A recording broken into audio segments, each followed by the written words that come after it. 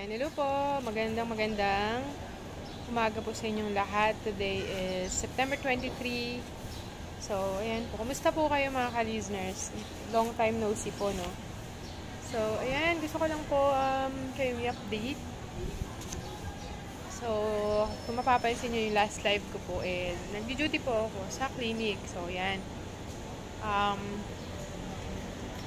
Kumusta po kayo mga ka-listeners? Sana'y healthy po kayong lahat. Malayo sana mga uri ng sakit at mga mabibigat na karamdaman.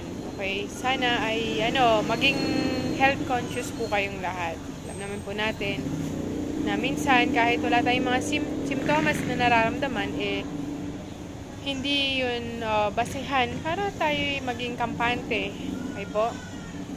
Kaya sikapin po natin na malayo sa anumang mga bisyo, mga anumang uri na makakasama sa ating kalusugan para masigurado tayo na kahit papano nangalagaan natin yung ating katawan at malayo tayo sa anumang sakit. Well, kung mapapansin nyo, dito po ako ngayon sa isang malaking ospital dito sa North Caloocan. Well, pina-follow up ko po yung aking pong application. So, luckily po mga ka-listeners, balik ospital po ako ngayon muli. And hopefully na maging maayos yung aking pagtatrabaho dito. And ayan, yun lang, gusto ko lang po kayong i-update. And ganun din po, thank you rin po sa clinic, kila Ma'am Meng, kay Ma'am Vives, sa pagtanggap sa akin sa pag-duty ko bilang clinic nurse. And makakaasa po kayo na maging partner nyo pa rin po ako. Kahit na hindi ako maka-duty ng permanently or consistently, magdadala po ako ng maraming pasyente sa inyong clinic. Ayan, sure po yan, ma'am. Kaya, ayun.